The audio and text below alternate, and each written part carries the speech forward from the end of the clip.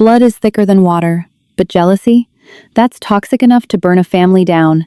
My brother held my medals up like cheap plastic toys, laughing in my face, accusing me of stolen valor. He thought he'd finally destroyed me until the Pentagon called, and the room went dead silent. Growing up in the sprawling suburbs of Ohio, the unspoken rule in the Jensen household was simple. You were only as valuable as the trophies you brought home. My father, Robert, was a former Navy petty officer who spent 4 years swabbing decks before getting a medical discharge. He wasn't a war hero, but he worshipped the idea of glory. He loved loud, visible success. He loved shiny things. And my older brother, Derek, was the shiniest thing in his life. Derek was the golden boy.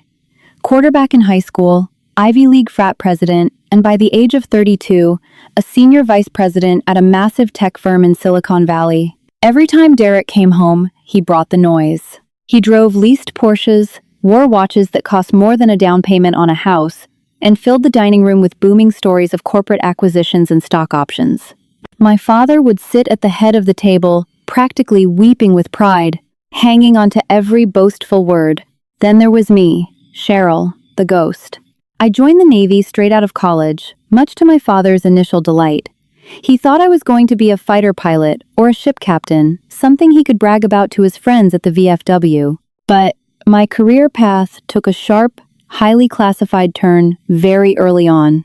I was recruited into the Joint Intelligence Apparatus, eventually commanding a Tier 1 Special Operations Intelligence element operating under the Joint Special Operations Command, JSOC. My life was a blur of black sites, encrypted satellite communications, and high-stakes extractions in countries we officially weren't operating in. I had a team of elite operators whose lives depended on my calls. I had been shot at, blown up, and had held the hands of young men and women as they took their last breaths in the dirt. But to my family, I was a glorified secretary. Because of strict non-disclosure agreements and operational security, OPSEC, my standard cover story was that I was a logistics coordinator for the Department of Defense. Whenever my family asked what I did, I had to force a bored smile and say, I make sure the supply chains for winter blankets and MREs are running smoothly. Derek loved that. It was his favorite joke. Hey, Cheryl, he'd say, smirking over his glass of expensive scotch. Make sure you double-check the inventory on those paper clips. National security depends on it. My father would chuckle, a sound that always felt like a tiny knife to the ribs. Well, someone has to do the paperwork, Derek. Not everyone is built for the front lines of the corporate world. I never defended myself. My silence wasn't weakness. It was a matter of national security. But that didn't make the holidays any easier. Every Thanksgiving and Christmas was an exercise in swallowing my pride while Derek held court, belittling my boring government desk job. I learned to detach, to treat family dinners like hostile interrogations, where the best tactic was to provide zero actionable intelligence. It was the week of Thanksgiving, and I had just returned from a grueling 7-month deployment in the Middle East. It was a mission that officially never happened, targeting a high-level terror cell. It had been a bloodbath. I lost 2 good operators. I had caught shrapnel in my left shoulder. I was physically exhausted, emotionally drained, and still waking up in cold sweats, reaching for a sidearm that wasn't there. I only came home to Ohio because my father had insisted, laying on the guilt about his failing health. What I hadn't planned on was the ceremony scheduled for the week after Thanksgiving in Washington, D.C. The Pentagon was officially pinning a silver star and a purple heart on me in a closed-door ceremony. Because I had to travel directly from Ohio to D.C., I had my dress uniform and the boxed medals secured in a locked, black Pelican case buried at the bottom of my duffel bag. I thought they were safe. I underestimated my brother's total lack of boundaries. It happened on Thanksgiving morning. The house was chaotic. Extended family, aunts, uncles, cousins had descended upon us. The smell of roasting turkey and sage stuffing filled the air. I had slipped out for a 5-mile run in the freezing cold, desperately needing to clear my head of the ghosts of Syria before facing the family circus. While I was out, Derek decided he needed to borrow my laptop charger because he was too lazy to walk out to his rental car to get his own. He went into my childhood bedroom. When he couldn't find the charger on the desk, he started digging through my bags. He found the Pelican case. Derek had always been intensely snoopy, driven by a bizarre, competitive paranoia. Seeing a locked case in my bag must have triggered his arrogance. He later claimed he thought it was a safe holding my diary or some embarrassing poetry. Using a screwdriver he found in the kitchen drawer, he popped the latches on the case, completely destroying the locking mechanism. When I returned from my run, sweating and shivering, I didn't check my room. I just took a shower, put on a simple sweater, and went downstairs to help my aunt with the mashed potatoes.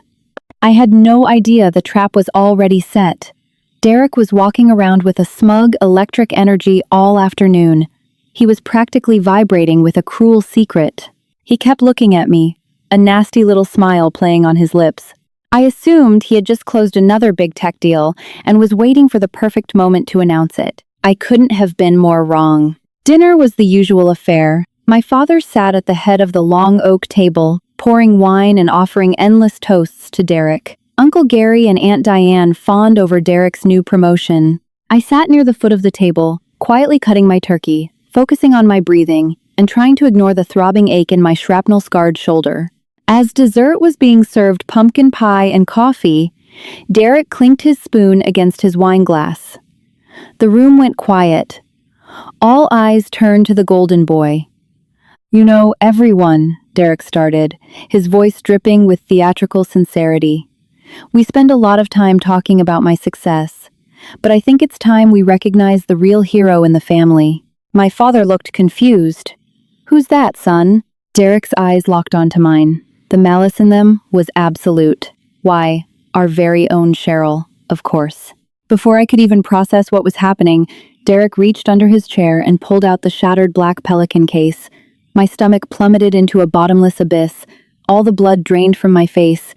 My heart, normally steady under literal enemy fire, began to hammer against my ribs. Derek flipped the lid open and dramatically tipped it over the center of the dining table. 2 velvet presentation boxes tumbled out. They popped open on impact, spilling their contents onto the white lace tablecloth right next to the gravy boat. The room collectively gasped. Sitting there, catching the light of the dining room chandelier, was a silver star. Next to it was a purple heart. Beside them were the ribbons for the Defense Superior Service Medal and the Combat Action Ribbon. "Cheryl," Derek said, his voice ringing with mock awe. "I had no idea the logistics department was so dangerous. Did you get the Purple Heart from a paper cut? Or did a heavy box of winter blankets fall on your foot?" Complete silence descended on the room. My father stared at the medals, his jaw slack. He knew what a silver star was. Every military man does. It's the 3rd highest military combat decoration for gallantry in action. "Derek, what is this?" My father breathed, his voice trembling. He looked at me, his eyes wide with a mixture of shock and dawning horror. "Cheryl, where did you get these?" I sat perfectly still. My military training kicked in, burying my panic under a cold, impenetrable wall of ice. "Derek," I said, my voice dangerously low and steady, "you went through my private property. You broke into a secured case." "Oh, stop the tough guy act!" Derek barked, dropping the smugness for raw hostility. He stood up, pointing an accusing finger at me. "You've always been pathetic, Cheryl, but this is a whole new low. Stolen valor is a federal crime." Aunt Diane gasped, covering her mouth. Uncle Gary shifted uncomfortably. "Stolen valor?" my father echoed, turning red. He looked at me, his expression hardening into disgust. "Cheryl, tell me you didn't buy these. Tell me you aren't parading around pretending to be a hero just to get attention." "I didn't buy them, Dad," I said quietly, keeping my hands folded in my lap to hide the fact that my knuckles were turning white. "Liar!" Derek shouted. He grabbed the silver star, holding it up like a prosecuting attorney presenting a murder weapon. "We all know what you do. You sit at a desk in Virginia. You order office supplies. Do you have any idea how disrespectful this is to real soldiers? To men like Dad?" The irony was suffocating. I wanted to scream. I wanted to slam my fist on the table and tell them about the dust and the blood in the Syrian desert. I wanted to tell them about Captain Miller, who bled out in my arms while I called in an airstrike to save the rest of our team. The silver star wasn't a piece of metal to me. It was the ghost of my friends. and my arrogant, entitled brother was waving it around like a cheap prop. "Put it down, Derek," I said, my voice dropping an octave. It was the command voice I used with my operators, the voice that meant comply immediately or suffer the consequences. For a split second, Derek actually froze. He had never heard that tone from me before. But his ego quickly overrode his instincts. He let out a sharp, cruel laugh. "Or what? You'll cut off my supply of printer toner?" He pulled out his phone, unlocking the screen. "I'm going to record this. I'm going to post this online. The military community loves exposing frauds. Let's see what happens to your little government desk job when the world sees you cosplaying as a war hero." "Derek, enough," my father snapped, though his anger was directed entirely at me. "Cheryl, this is deeply embarrassing. I cannot believe you would stoop this low. I want you to pack your things. You're leaving my house tonight." The unfairness of it hit me like a physical blow. I was being kicked out of my own home, condemned by my father, all because I had kept the oath I swore to protect classified intelligence. I looked around the table. My aunts and uncles were avoiding my gaze, looking at me with pity and revulsion. "Dad, I tried one last time," my voice tight. "I can't tell you the details. I am bound by the Espionage Act. But I swear to you, on my life, those medals were awarded to me." Derek hit the record button on his phone and shoved it in my face. "Say it for the camera, Cheryl. Tell everyone how you earned a Silver Star ordering MREs. Come on, let's hear the big war story." He leaned in close, his face inches from mine, a sneer twisting his features. "You are nothing," he whispered, just loud enough for the table to hear. "You will always be a joke." The room was suffocating. The tension was a taut wire, ready to snap and decapitate us all. I closed my eyes, preparing to stand up, grab my medals, and walk out of my family's life forever. And then, a sound cut through the dining room. It wasn't the standard marimba ringtone of a commercial smartphone. It was a heavy, piercing, dual-tone electronic chime. It sounded like an alarm. Everyone froze. The sound was coming from the inner breast pocket of my sweater. It was my encrypted satellite device, a direct, secure line to JSOC High Command. It was a phone that only rang for two reasons: global thermal nuclear war, or an immediate, localized crisis, requiring my direct command authorization. Derek frowned, lowering his camera slightly. "What the hell is that noise?" I reached into my pocket and pulled out the bulky black device. The screen was glowing a harsh red. Across the top, in stark white letters, it read, "Priority override, Pentagon, SecDef." I looked up at Derek, who was staring at the strange device in my hand. "That," I said coldly, "is my boss." The device in my hand felt heavy, vibrating with a localized encryption sequence that meant whatever was happening on the other end was a matter of life and death. The dining room, previously echoing with Derek's booming insults and my father's misplaced outrage, had plunged into a suffocating, bewildered silence. Everyone was staring at the blinking red screen. I didn't hesitate. I pressed my thumb against the biometric scanner on the side of the device, waited for the green confirmation light, and tapped the screen to open the channel. Protocol dictated a standard check-in, but the priority override banner meant I was bypassing standard comms. "Jensen, Alpha Echo Niner, authenticate," I said. My voice was no longer the quiet, deferential tone of the family disappointment. It was clipped, hard, and stripped of all emotion. "Authentication verified, Commander." A voice crackled through the small speaker. It was a voice I knew well, gruff, gravelly, and used to ordering carrier strike groups across oceans. It was Lieutenant General Thomas Hayes, the commander of JSOC. "We have a critical situational change on Operation Black Sands. I need your eyes and your authorization immediately." Derek, standing across the table, let out a loud, incredulous snort. He practically threw his hands in the air. "Oh, this is rich!" Derek laughed, the sound sharp and entirely devoid of humor. "Alpha Echo Niner? What is this, a video game? Did you seriously have one of your little logistics buddies call you with a fake emergency app to get you out of this? You are pathetic, Cheryl." I ignored him, pressing the device closer to my ear. "Go ahead, General. I'm in a compromised civilian environment, but the line is secure. Give me the sitrep.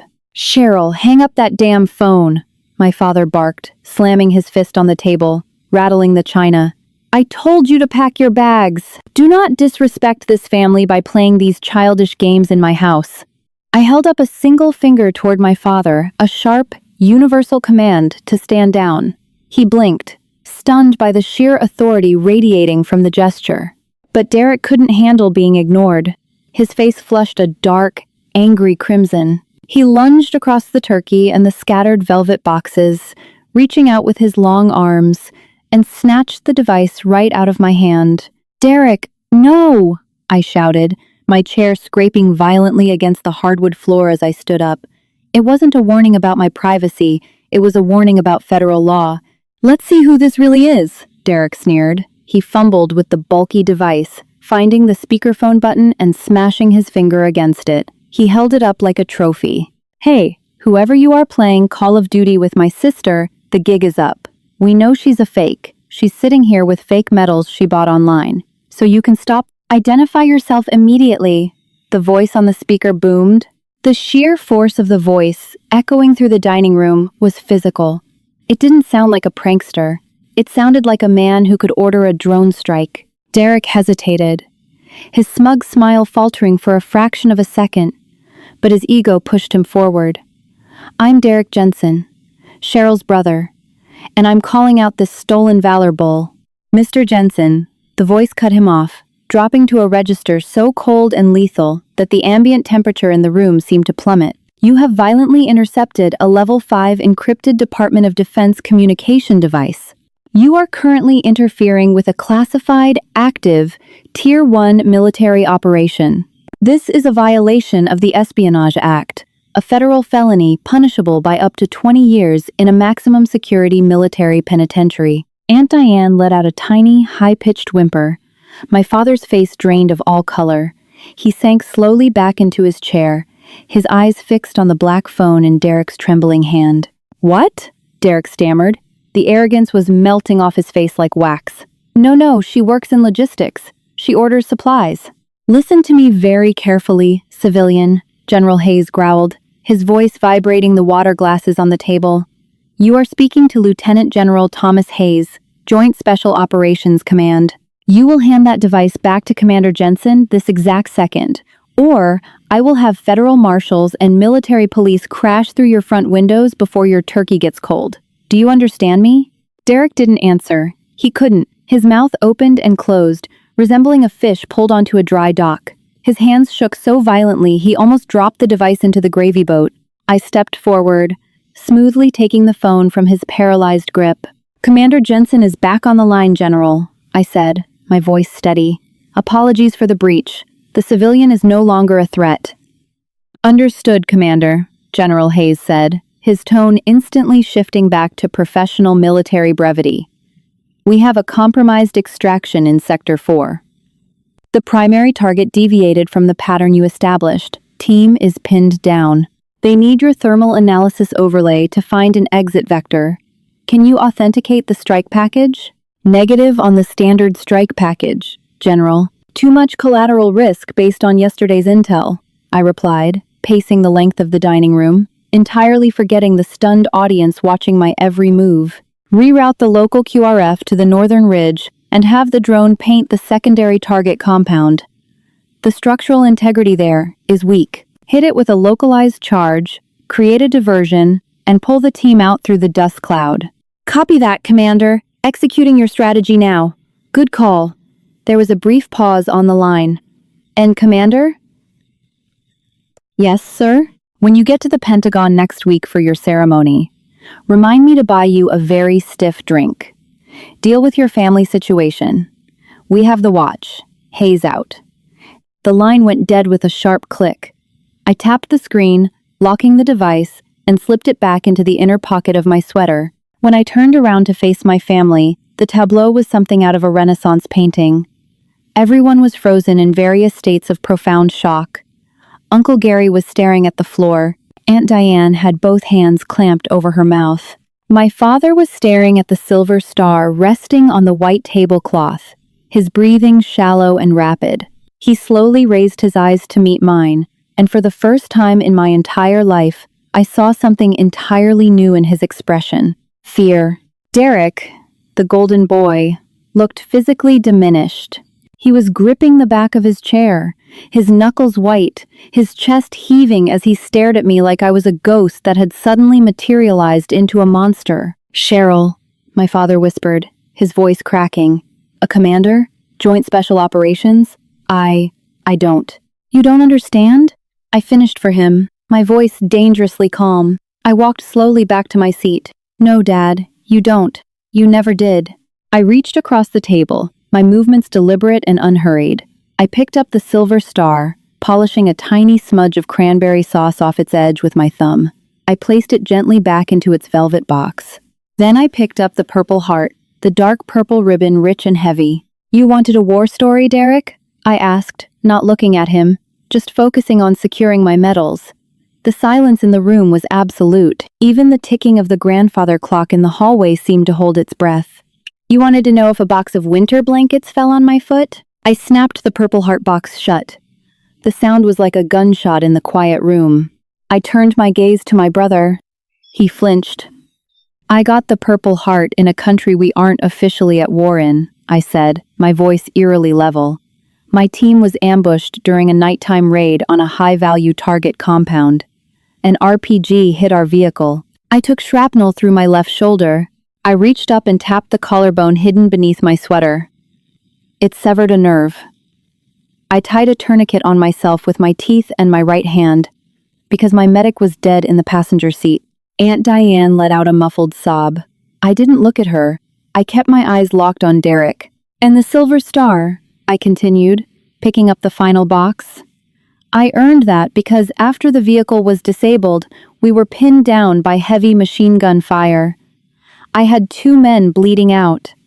I exposed myself to enemy fire to drag them behind a concrete barricade.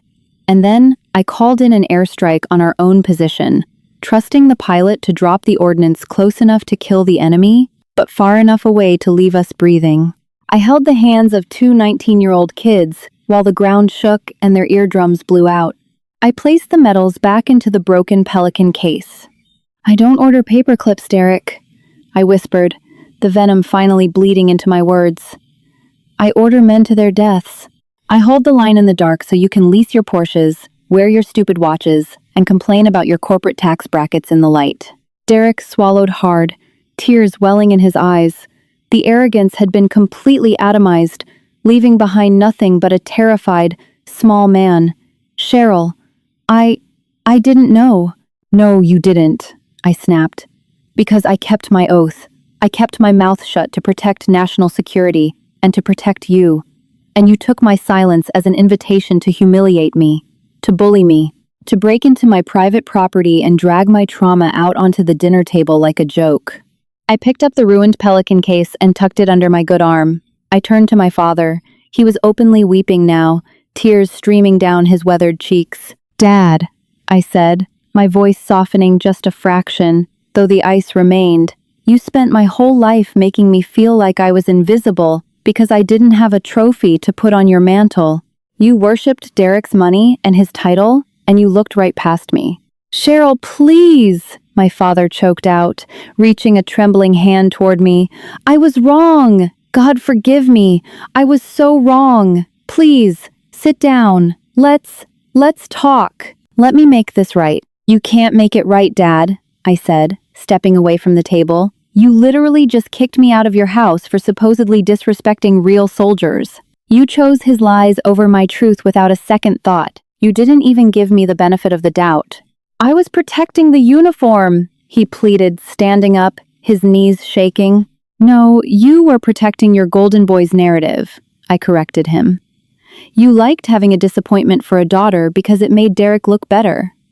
Well, congratulations. You don't have a disappointment anymore. But you don't have a daughter right now either." I turned my back on the dining room, walking toward the hallway to grab my duffel bag. "Where are you going?" Uncle Gary asked quietly, the first time he had spoken all evening. "I have a flight to catch," I said, pausing at the threshold of the room. I looked back one last time. The family looked shattered, The perfect Thanksgiving dinner was cold, ruined, and entirely forgotten. The Pentagon is pinning those medals on my uniform next week in a private ceremony, I said, looking directly at my father. I was going to invite you. I was going to get you security clearance to come onto the base and watch. I thought it would make you proud. My father let out a ragged gasp, covering his face with his hands. But I think I'll go alone, I said. I walked out to the hallway, grabbed my heavy olive drab duffel, and threw it over my good shoulder. The front door was heavy mahogany. I opened it, stepping out into the biting, freezing Ohio night air. The cold felt good. It felt like reality. Behind me, in the warmth of the house, I could hear the muted sound of my father sobbing and Derek's frantic, whispering apologies falling on deaf ears. The kingdom of the golden boy had burned to the ground in less than 5 minutes. I walked down the driveway toward my rental car, the shattered Pelican case secured safely in my bag. I was exhausted, my shoulder ached with a dull, familiar fire, and I had a long flight ahead of me. But for the first time in my life, as I started the engine and drove away from my childhood home, I didn't feel like a ghost. I felt like exactly who I was, Commander Jensen, and I had the watch. Family betrayal hurts, but watching arrogance shatter under the weight of undeniable truth, that's poetic justice. Cheryl's story proves that real heroes don't need to brag, and the loudest voices in the room are often the weakest. Have you ever had a family member completely underestimate you, only to be proven spectacularly wrong? Drop your stories in the comments below. If this story gave you chills, smash that like button, share it, and subscribe for more incredible real-life drama.